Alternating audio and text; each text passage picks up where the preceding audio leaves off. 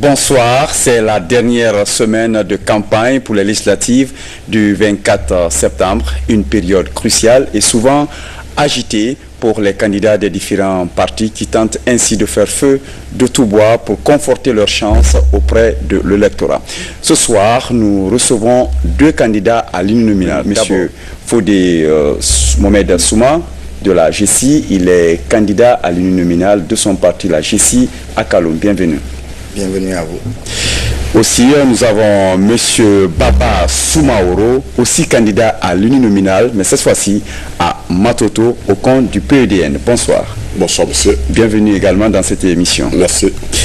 Premier niveau de question pour nos deux candidats de ce soir. Pratiquement, nous allons vers la fin, les derniers jours de cette campagne. Qu'est-ce qui a été fait et qu'est-ce que vous n'avez pas surtout réussi à faire durant cette campagne? Monsieur Fodé. Vous savez, lorsqu'on arrive à une fin de campagne, ce n'est pas l'heure du bilan. Il est simplement à regretter que la GECI a sollicité les autres candidats afin que nous puissions débattre face au Kaloumka, afin de les aider, de les éclairer pour un meilleur choix. Ça a été décliné par la plupart des candidats, c'est à regretter. Et je crois que dans ce pays... Je rappelle qu'à l'uninominal, vous êtes 7 candidats à Kaloum. Je crois qu'on est arrivé à un moment dans ce pays où il faut quand même permettre aux candidats de montrer de quoi ils sont capables, d'édifier les électeurs. Et c'est ce que je regrette. Je regrette aussi certaines petites choses, mais c'est des détails. J'ose espérer en tout cas que cette date sera tenue afin que nous puissions passer à autre chose. La date du 24 je l'espère parce que tout porte à croire que c'est encore en temps de scie. Et vraiment les Guinéens ont besoin de passer à autre chose. Et il est temps que la classe politique s'occupe vraiment des vrais problèmes. Nous passons la parole à M. Soumaoro du PDN. Qu'est-ce qui n'a pas été fait par vous? Bien, ce qu'il faut dire par rapport à la commune de Matoto en termes de campagne, j'avoue que jusqu'à ce jour, les grands axes ont été développés. Nous avons fait le porte-à-porte. Sachez que la commune de Matoto est la plus grande commune de la République de Guinée. Elle couvre 37 km², elle fait plus d'1 million d'habitants.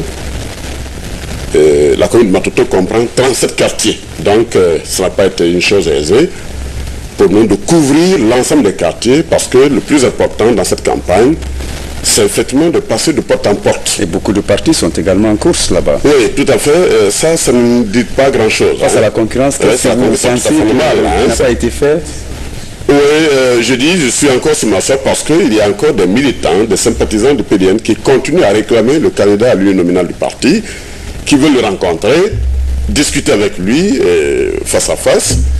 Et mon homologue l'a dit tout de suite, il aurait été beaucoup plus souhaitable que dans un débat beaucoup plus démocratique, que les candidats viennent débattre des grandes préoccupations de la commune et fassent montre de ce qu'ils peuvent faire pour leur électorat. Peut-être que les prochaines séances nous offrira de opportunités. On va passer au deuxième niveau de questions pour vous. Quel type de député voudrait être une fois élu?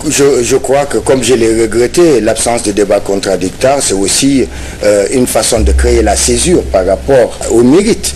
Aujourd'hui, si nous nageons en pleine médiocratie, c'est parce que, jusqu'à présent, la Guinée n'a pas conscience qu'il faut choisir les meilleurs d'entre nous. Et je crains fort que la prochaine assemblée ne soit pire que le CNT que nous avons aujourd'hui, qui n'a pas rempli son rôle. Et donc, il est temps que nous puissions inscrire dans la Constitution vraiment que n'importe qui ne peut plus se présenter à un poste électif. On ne peut pas s'improviser député ou président de la République parce qu'on a de l'argent, parce qu'on est connu. Non, il faut aujourd'hui une traçabilité, une moralisation de la vie publique. Une fois élu, vous ferez... nous allons faire en sorte que ce soit inscrit dans la Constitution afin que nous ayons les meilleurs d'entre nous et surtout inscrire aussi des points qui me paraissent importants qui concernent les droits de l'homme, la protection des journalistes, l'abolition de la peine de mort, faire en sorte que notre société soit une société moderne. Merci bien, M. Soumaoro. Oui. Quel type de député vous ferez une fois élu? Mon frère a marché sur ma langue.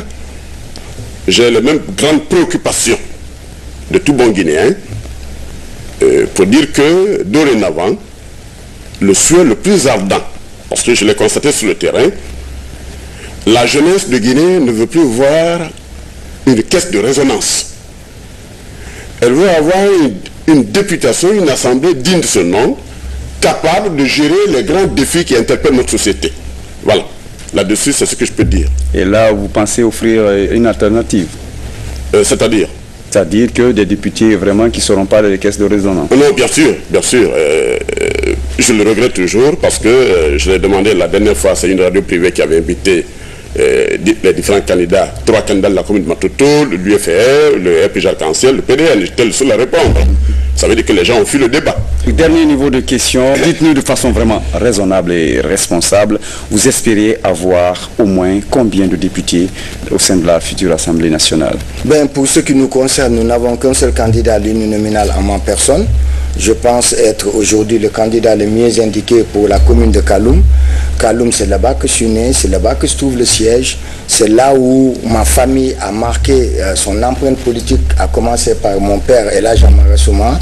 J'ose espérer que les Kaloumkas me feront confiance afin que Kaloum redevienne ce qu'il aurait toujours dû être, c'est-à-dire une mégalopole, une ville moderne, propre, et je crois que j'en ai les capacités, j'en ai les moyens, parce qu'après la députation... Merci. Monsieur Souma aura présent. Oui, je crois que pour avoir commencé ma carrière professionnelle d'enseignant-chercheur dans la commune de Matoto, c'est-à-dire pour avoir habité dans cette commune, pour avoir longtemps enseigné à l'université Gamal Abdel Nasser et présentement à l'université de Sanfonia, consultant national de mon État, 30 ans de séjour dans la commune de Matoto, vivant au quotidien les grandes préoccupations des habitants de la commune de Matoto, jeunes et vieux, femmes, tout le monde, toutes les catégories sociales. Je mesure avec la plus grande importance les grands défis, les grands problèmes qui interpellent la commune de Matoto. Et à ce titre, j'estime être le meilleur candidat de tous les candidats, des 6 candidats qui sont en compétition dans la commune de Matoto au jour d'aujourd'hui. Okay. Donc nos 2 candidats ce soir à l'uninominal à Matoto et à Kaloum espèrent l'emporter au soir du 24 septembre. Merci de nous avoir suivis, merci à vous deux et bonne chance à tous les candidats. Merci. Merci.